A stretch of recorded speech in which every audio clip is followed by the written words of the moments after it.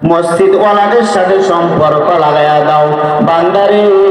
যদি সম্পর্ক লাগায়া দিতে পারো, ওই আল্লাহওয়ালাদের যেমন দাম, আল্লাহওয়ালাদের মতো আপনার দামটা বেড়ে যাবে। ভাইরা আমার, সাহাবায়ে কেরাম নবীর আদর্শ পায়ে দামি হয়ে গেছেন।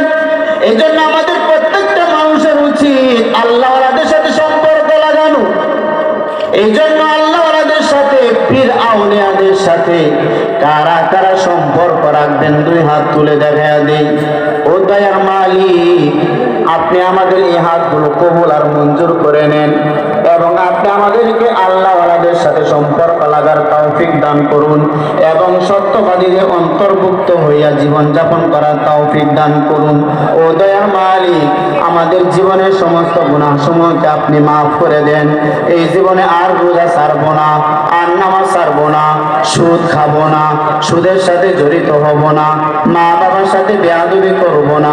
ও দয়ার মালিক, খাঁটি নিয়তে তওবা করতেছি, তুমি আমাদেরকে এই খাঁটি তওবার উপর মজবুত হইয়া চলার মতো তৌফিক দান করো। সকলে বলে আমিন।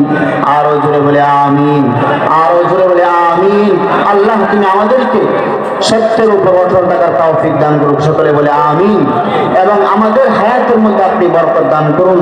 রজব মাস চলতেছে, আল্লাহ তুমি আমাদের রজব মাসে এবং শাবান মাসে বরকত দান করো এবং রমজান পর্যন্ত পৌঁছার তৌফিক দান করো। সকলে বলে আমিন। রাসূল কারীম সাল্লাল্লাহু আলাইহি ওয়াসাল্লাম দোয়া শিক্ষা দিয়েছেন উম্মতদেরকে।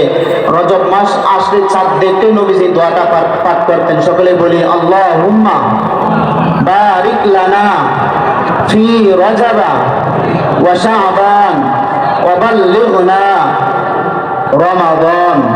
হে আল্লাহ, আপনি আমাদেরকে রজব মাস এবং শাবান মাসে বরকত দান করুন এবং আমাদেরকে রমজান পর্যন্ত পৌঁছার তৌফিক দান করুন। সকলে বলে আমিন। ওয়া আখিরু দাওয়ানা আলহামদুলিল্লাহি রাব্বিল আলামিন।